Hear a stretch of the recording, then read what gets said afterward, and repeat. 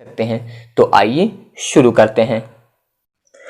तो आज इसमें मैं आप लोगों को विलेन की सांद्रता की अन्य विधियां बताऊंगा, यानी कि इसके पहले जो आपको वीडियो बताया गया था उसमें विलेन की सांद्रता किसे कहते हैं ये बताया गया था, और विलेन की सांद्रता को व्यक्त करने वाली 3 विधियों के बारे में बताया गया था। तो उसके आगे की जो विधियां हैं वो आज मैं आप लोगों को इस वीडियो में बताऊंगा। तो अब ध्यान दीजिए, चौथी विधि है यहाँ पर अंश प्रति मिलियन, जिसे हम लोग बोलते हैं PPM, यानी कि पार्ट प्रति मिलियन। याद रखिएगा, PPM का मतलब यहाँ पर पार्ट प्रति मिलियन। तो अब ध्यान दीजिए, इसमें दिया गया कि किसी विलेन के 1 मिलियन यानी कि 10 लाख ग्राम में उपस्थित विलेय की ग्राम में मात्रा को विलेन की PPM में सांद्रता कहते हैं। याद रखिएगा आपको कि 1 मिलियन जो है ग्राम, 1 मिलियन ग्राम विलेन में जो है उपस्थित विलेय की ग्राम में जो मात्रा होती है उसे हम लोग बोलते हैं PPM में सांद्रता। याद रखिएगा आप लोग, 1 मिलियन यानी कि 10 लाख ग्राम विलेन में उपस्थित विलेय की ग्राम में जो मात्रा होती है उसे ही हम लोग बोलते हैं विलेन की PPM में सांद्रता। तो अब ध्यान दीजिए, इसका जो सूत्र होता है उसे हम लोग इस प्रकार से लिख सकते हैं, यानी कि आप यहाँ पर लिख सकते हैं PPM, इसका मतलब पार्ट प्रति मिलियन की सांद्रता। तो यहाँ पर ध्यान दीजिए, पार्ट प्रति मिलियन में जब हम लोग सांद्रता यहाँ पर ज्ञात करेंगे तो इसके लिए यहाँ पर सूत्र लिखा जाता है विलेय का द्रव्यमान। तो पहले आपको यहाँ पर लिखना है विलेय का द्रव्यमान, तो ये इतना हो जाएगा। इसके बाद फिर यहाँ पर बट्टे में लिखा जाएगा विलेन का द्रव्यमान, तो यहाँ पर अब हो जाएगा विलेन का द्रव्यमान इस प्रकार से, और इसके बाद गुणे यहाँ पर लिखा जाता है 10 की घात 6, यानी कि 1 मिलियन, या फिर आप इसे बोल सकते हैं 10 लाख। तो इतना इस प्रकार से लिखते हैं, तो ये PPM में सांद्रता होती है। तो आपको इसके पहले वाले वीडियो में आपको बताया गया था एक द्रव्यमान प्रतिशतता, जिसमें ध्यान दीजिए सेम इसी प्रकार था, विलेय का द्रव्यमान और विलेन का द्रव्यमान, लेकिन वहां पर गुणे में आपको 100 दिया गया था, 100 यानी कि 10 की घात 2, लेकिन इसमें 10 की घात 2 की जगह पे आपको दिया गया है 10 की घात 6।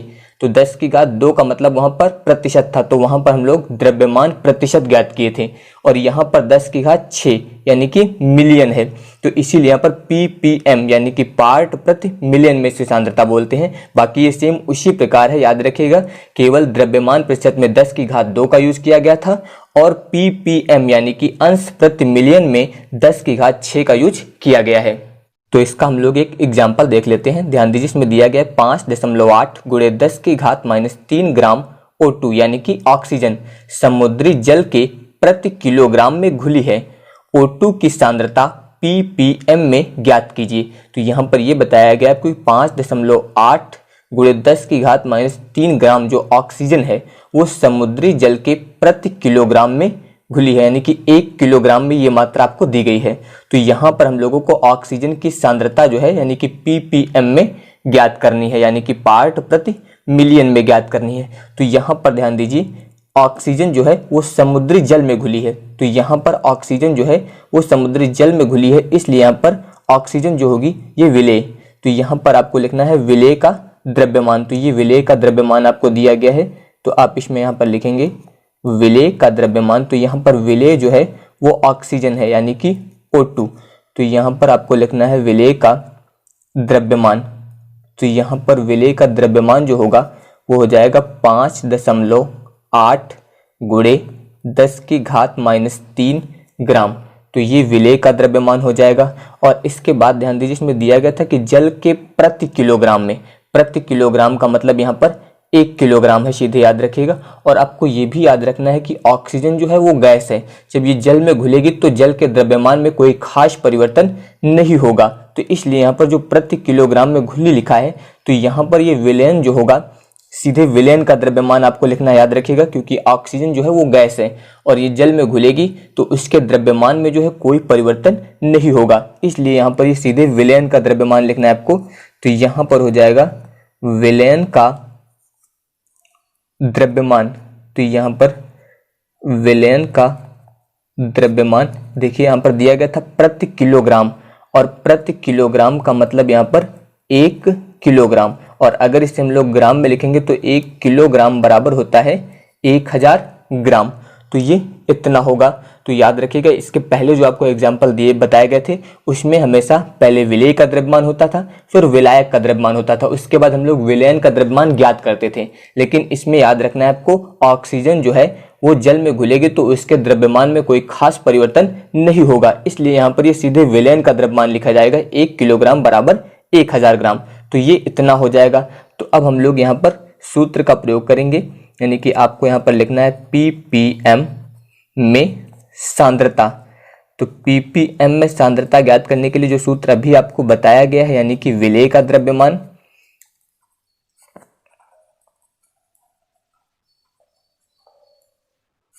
और बटे में हो जाएगा विलयन का द्रव्यमान।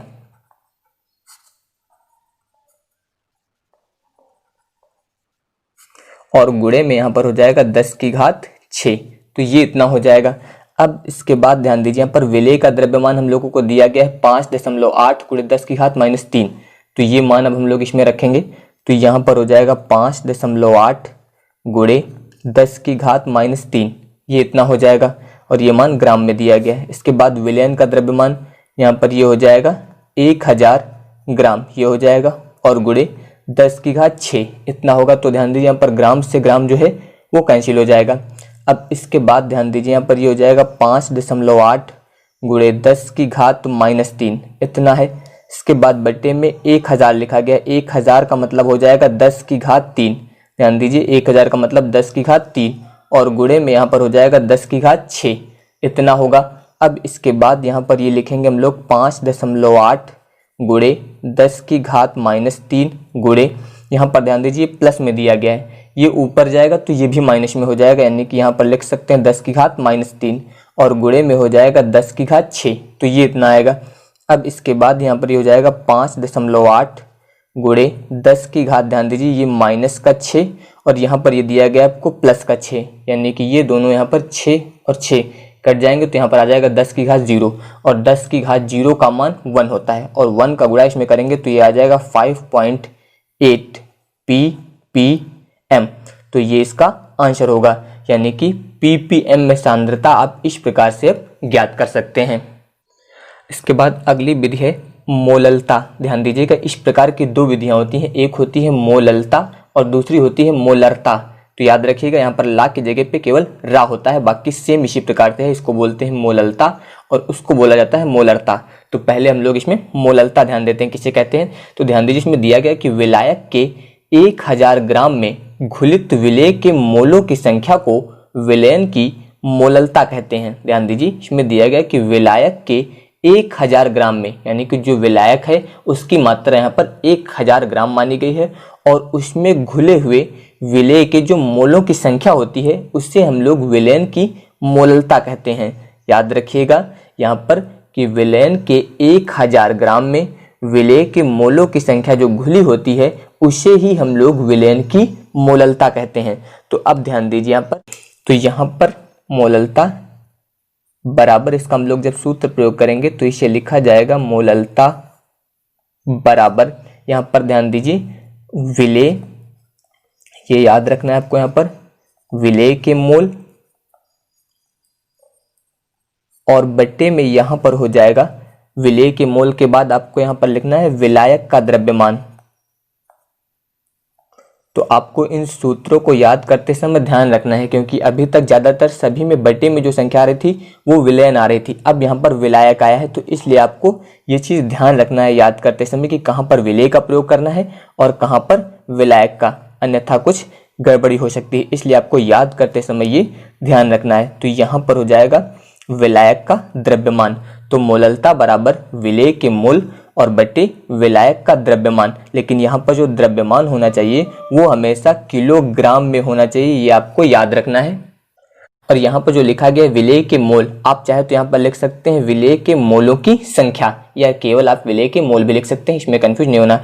और आप इससे बता सकते हैं कि विलेय के मोल और विलायक के द्रव्यमान के अनुपात को मोललता कहते हैं, जबकि विलायक का द्रव्यमान किलोग्राम में दिया हो। तो आप इस प्रकार से भी इसे परिभाषित कर सकते हैं। और इसके अलावा इसकी इकाई जो होती है, यानी कि इसका जो मात्रक होता है वो होता है मोल प्रति किलोग्राम। तो याद रखिएगा, इसकी इकाई जो होती है वो होती है मोल प्रति किलोग्राम। और आपको याद रखना है, अगर विलायक का द्रव्यमान ग्राम में दिया गया हो तो, और आपको इसमें याद रखना है अगर विलायक का द्रव्यमान जो है वो ग्राम में दिया गया है तो ग्राम में दिया जाएगा तो आपको यही सूत्र इस प्रकार से लिखना है। ध्यान दीजिए, यहाँ पर ये हो जाएगा मोललता बराबर, यहाँ पर आप लिखेंगे विलेय के मोल और बट्टे में यहाँ पर हो जाएगा विलायक का द्रव्यमान। तो यहाँ पर ये विलायक का द्रव्यमान, यहाँ पर ये ग्राम में, और यहाँ पर अब आपको गुणे में लिखना है 1000। तो ये याद रखिएगा, अगर किलोग्राम में दिया गया है तो सेम इसी प्रकार से लिखना है, लेकिन अगर विलायक का द्रव्यमान ग्राम में दिया गया तो यहाँ पर गुणे में आपको 1000 का प्रयोग करना है। तो ये सूत्र आप इस प्रकार से फिर प्रयोग करेंगे। और अगर आपको विलेय के मोलों की संख्या नहीं दी गई है तो विलेय के मोलों की संख्या ज्ञात करने के लिए आप यहाँ पर इस सूत्र का प्रयोग करेंगे, यानी कि विलेय के मोल बराबर हो जाएगा यहाँ पर विलेय का द्रव्यमान, यानी कि विलेय का भार भी आप लिख सकते हैं। तो विलेय का द्रव्यमान यहाँ पर, और बटे में विलेय का अणुभार, ये याद रखना है आपको, विलेय का द्रव्यमान यानी कि भार और बटे में विलेय का अणुभार। तो आप इस सूत्र का प्रयोग यहाँ पर करेंगे अगर आपको विलेय के मोलों की संख्या नहीं दी गई है। तो विलेय के भार को यहाँ पर जो है लिखा जाता है स्मॉल w से, याद रखिएगा स्मॉल w से लिखते हैं विलेय के भार यानी कि विलेय के द्रव्यमान को, यहाँ पर ये इतना होगा। और इसके अलावा विलेय का जो अणुभार होता है इससे लिखा जाता है स्मॉल m से, यानी कि ये बन जाएगा फिर W/m। इस प्रकार से भी आप लिख सकते हैं।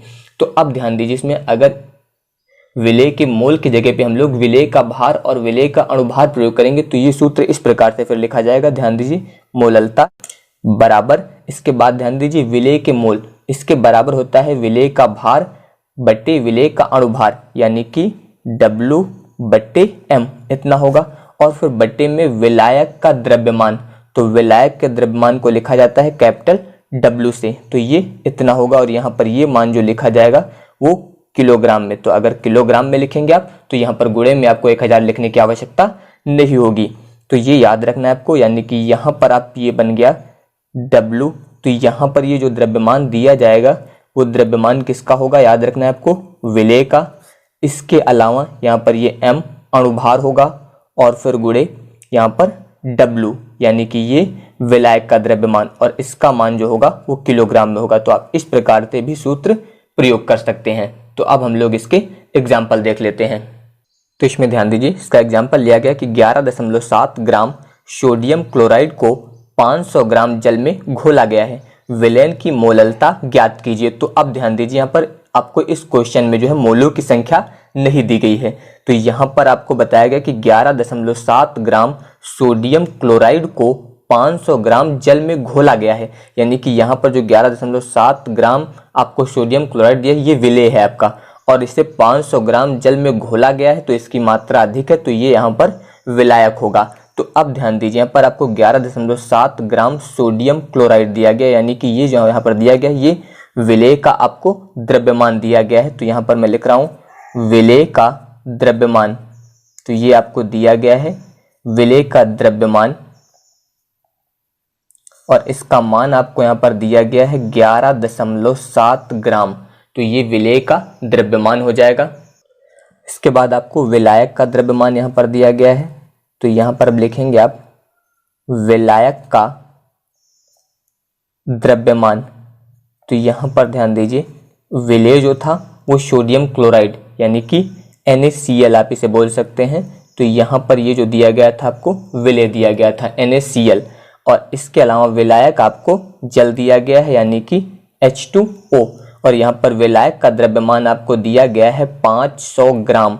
तो ये इतना दिया गया, तो आपको विलेय का द्रव्यमान दिया गया और विलायक का द्रव्यमान दिया गया है। अब इसमें आप ध्यान दीजिए, यहाँ पर हम लोगों को मोललता ज्ञात करनी है, यानी कि कैपिटल M का मान आपको यहाँ पर ज्ञात करना है। तो अब हम लोग इसमें पहले सोडियम क्लोराइड का अणुभार ज्ञात करेंगे। सोडियम क्लोराइड यानी कि NaCl, तो इसका हम लोग अणुभार यहाँ पर ज्ञात करेंगे, और अणुभार को आपको बताया गया था इसमें कि इसको हम लोग स्मॉल m से लिखते हैं। तो यहाँ पर ये अणुभार ध्यान दीजिए, यहाँ पर Na, तो यानी कि सोडियम इसका होता है 23 और इसके बाद Cl इसका होता है 35.5 इतना होगा। जब इसको हम लोग यहाँ पर जोड़ेंगे तो जोड़ने पर इसका मान आएगा यहाँ पर 58.5। तो ये NaCl का अणुभार हो जाएगा। अब ध्यान दीजिए यहाँ पर हम लोगों को मोललता ज्ञात करनी है, यानी कि NaCl की मोललता। तो अब ध्यान दीजिए यहाँ पर इसके लिए हम लोग सूत्र प्रयोग करेंगे जो अभी आपको बताया गया। तो ध्यान दीजिए यहाँ पर मैं सीधे सिंबल में प्रयोग कर रहा हूँ। आपको यहाँ पर पहले विलेय का द्रव्यमान याद रखना है, ये द्रव्यमान जो होगा विलेय का, फिर बट्टे में यहाँ पर हम लोग लिखते हैं अणुभार यानी कि m, फिर गुणे विलायक का द्रव्यमान, और ये मान जो आपको रखना था यहाँ पर किलोग्राम में होना चाहिए, ये बताया गया था। और आपको साथ में ये भी बताया गया था कि अगर इसका मान किलोग्राम में नहीं दिया गया है, ग्राम में दिया गया है, तो इसी सूत्र को आप इस प्रकार से लिखेंगे, फिर W/m गुणे W यहाँ पर हो जाएगा ग्राम में और गुणे में यहाँ पर हो जाएगा 1000, इसका प्रयोग करना था। तो यहाँ पर ध्यान दीजिए आपको जो विलायक दिया गया इसका द्रव्यमान ग्राम में दिया गया, इसलिए आपको इस सूत्र का प्रयोग यहाँ पर करना है। तो अब ध्यान दीजिए जब इसमें हम लोग मान रखेंगे तो विलेय का द्रव्यमान यहाँ पर ध्यान दीजिए आपको दिया गया 11.7, तो यहाँ पर हो जाएगा 11.7, ये इतना हो जाएगा। इसके बाद यहाँ पर ध्यान दीजिए बट्टे स्मॉल m यानी कि अणुभार, इसका मान दिया गया है 58.5, ये इतना हो जाएगा। फिर गुणे इसके बाद विलायक, इसका द्रव्यमान दिया गया है यहाँ पर 500 और गुणे में यहाँ पर हो जाएगा 1000, तो ये इतना होगा। तो अब इसमें यहाँ पर ध्यान दीजिए ये जीरो से यहाँ पर इसका जीरो कैंसिल हो जाएगा एक, फिर दूसरे जीरो से दूसरा जीरो कैंसिल हो जाएगा।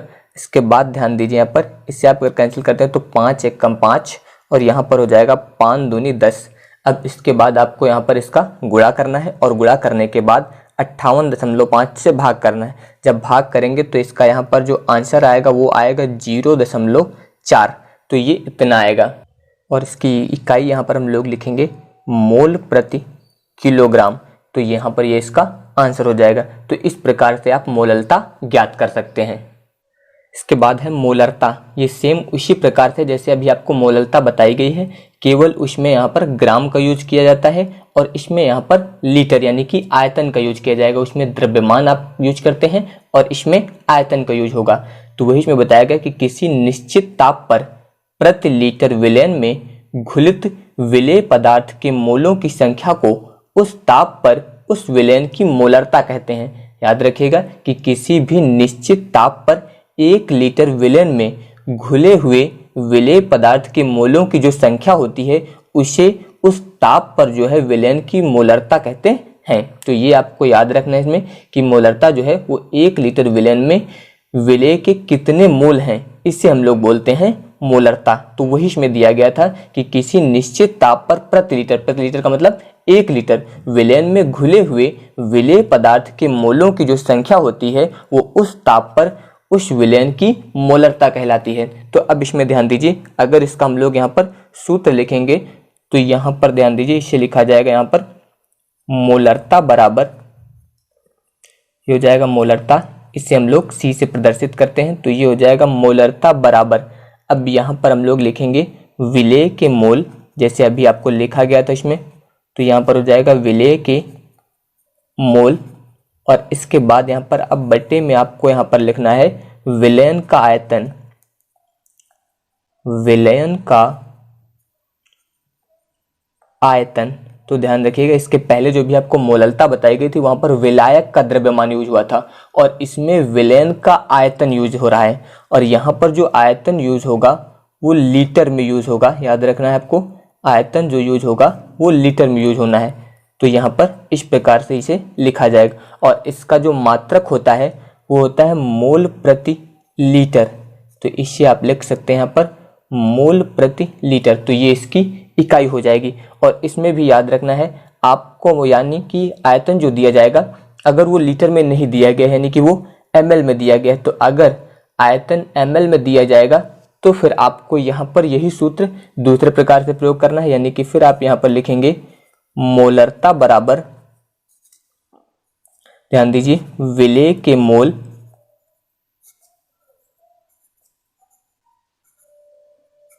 और बट्टे में यहाँ पर हो जाएगा विलेन का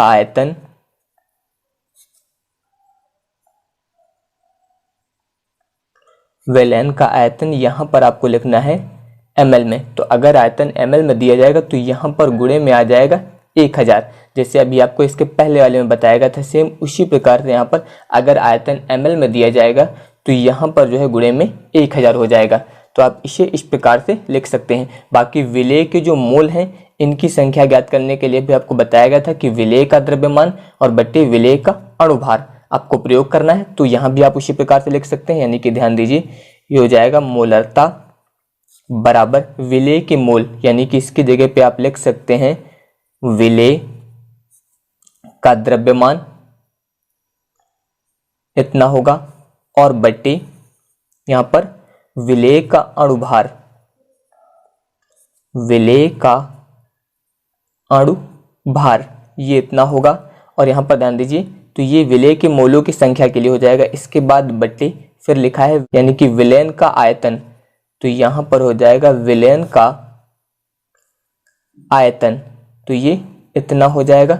अगर यहाँ पर ये आयतन ml में दिया जाएगा तो यहाँ पर गुणे में आप प्रयोग करेंगे 1000, तो ये सूत्र इस प्रकार से फिर लिखा जाएगा। अब इसके अलावा अगर इसे आप सिंबल में प्रदर्शित करते हैं तो ध्यान दीजिए इसे इस प्रकार से लिख सकते हैं फिर C बराबर ध्यान दीजिए विलेय का द्रव्यमान। तो यहाँ पर विलेय के द्रव्यमान को हम लोग लिखते हैं स्मॉल w से, यहाँ पर चाहे तो आप b प्रदर्शित कर दीजिए। तो यहाँ पर विलेय के द्रव्यमान को w b से लिखेंगे। इसके बाद विलेय का अणुभार यहाँ पर ये हो जाएगा mb, इस प्रकार से इसे लिख सकते हैं। और इसके बाद विलेय का आयतन यहाँ पर प्रयोग करना है आपको। तो विलेय के आयतन के लिए आपको यहाँ पर याद रखना है विलेय का आयतन जो लिखा जाएगा वो हम लोग कैपिटल V इस प्रकार से लिख सकते हैं। अगर यहाँ पर ये ml में दिया जाएगा तो गुणे में आपको 1000 लिखना है, यानी कि इससे आप इस प्रकार से आप सही करके लिख सकते हैं C बराबर WB बट्टे यहाँ पर हो जाएगा MB गुणे V, इतना हो जाएगा। ये ml में और गुणे में हो जाएगा 1000। तो इस प्रकार से आपको ये सूत्र लिखना है। तो यहाँ पर C जो है वो मोलरता होगी और कहीं कहीं पर मोलरता को जो है कैपिटल M से लिखा गया है और मोललता को स्मॉल m से लिखा गया है। तो इसमें आपको कंफ्यूज नहीं होना है, मोलरता और मोललता दोनों अलग अलग हैं। अगर आप कंफ्यूजन में हैं तो आप सीधे हिंदी में लिख दीजिएगा मोलरता और मोललता। अगर दोनों में कंफ्यूजन हो रहा है कि C से प्रदर्शित करना है या M से, तो आप वहाँ पर सीधे हिंदी में लिख देना है आपको कि मोलरता या फिर मोललता।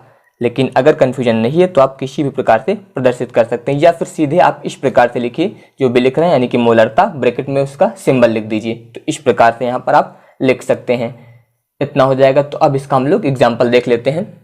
तो इसमें दिया गया कि 15 ग्राम KCl यानी कि पोटेशियम क्लोराइड को 1 लीटर जल में घोला गया है, विलेन की मोलरता ज्ञात कीजिए। तो यहाँ पर ध्यान दीजिए 15 ग्राम जो है KCl यानी कि पोटेशियम क्लोराइड को 1 लीटर जल में घोला गया, यानी कि ये यहाँ पर 15 ग्राम जो दिया गया ये विलेय है और 1 लीटर जल जो दिया गया है वो विलायक है यहाँ पर। तो अब ध्यान दीजिए इसमें, तो यहाँ पर 1 लीटर जल में इसे घोला गया, तो विलेन की हम लोगों को यहाँ पर मोलरता ज्ञात करनी है। तो अब इसमें ध्यान दीजिए यहाँ पर अगर इसका हम लोग पहले अणुभार ज्ञात कर लेते हैं। तो यहाँ पर ध्यान दीजिए लिखेंगे KCl का अणुभार, इस प्रकार से आप लिख सकते हैं। और इसको बताया था अभी MB से लिख दीजिएगा तो अणुभार हो जाएगा। तो यहाँ पर ध्यान दीजिए K यानी कि पोटेशियम इसका होता है 39 और Cl इसका भी आपको बताया गया था 35.5, ये इतना होगा। इसके बाद जब हम लोग इन दोनों को ऐड करेंगे तो ऐड करने पर इसका मान आएगा 74.5 ग्राम। तो यहाँ पर ये इसका अणुभार हो जाएगा। अब इसके अलावा KCl का द्रव्यमान यानी कि यहाँ पर हम लोग लिख सकते हैं पोटेशियम क्लोराइड का द्रव्यमान, तो ये यहाँ पर विलेय है, इसके द्रव्यमान को यहाँ पर हम लोग लिखेंगे WB से। तो इसका मान आपको यहाँ पर दिया गया है 15 ग्राम, तो ये इतना हो जाएगा। और यहाँ पर जब हम लोगों को विलेन का आयतन दिया गया है तो विलेन का आयतन जो दिया गया है वो 1 लीटर दिया गया है, तो यहाँ पर हम लोग प्रयोग करेंगे 1 लीटर, तो ये इतना होगा। अब इसके बाद जो अभी आपको सूत्र बताया गया था यानी कि मोलरता बराबर आपको बताया गया था यहाँ पर कि WB/MB और इंटू में V, तो यहाँ पर V का मान जो लिखाना है लीटर में दिया हुआ, तो अगर लीटर में दिया होता है तो फिर आपको बताया गया था कि 1000 से गुणा नहीं करना है, और अगर ml में दिया गया तो 1000 से गुणा करना है। तो यहाँ पर लीटर में दिया गया इसलिए आपको 1000 से गुणा नहीं करना है। तो WB इसका मान यहाँ पर हो जाएगा 15, इतना लिखेंगे, बटे MB यानी कि अणुभार, तो यहाँ पर इसका मान हो जाएगा 74.5 और गुणे आयतन 1, ये इतना हो जाएगा। तो 74.5 से जब हम लोग इसको भाग करेंगे तो भाग करने पर इसका मान आएगा 0, यहाँ पर हो जाएगा 20, और इसकी इकाई जो होती है वो होती है मोल प्रति लीटर, तो यहाँ पर हो जाएगा मोल प्रति लीटर, तो ये इसका आंसर हो जाएगा। तो इस प्रकार से आप मोलरता ज्ञात कर सकते हैं। तो बाकी की जो विधियां हैं वो आप लोगों को मैं नेक्स्ट वीडियो में बताऊंगा। तो वीडियो देखने के लिए धन्यवाद। अगर वीडियो पसंद आए तो वीडियो को लाइक और शेयर जरूर करिएगा।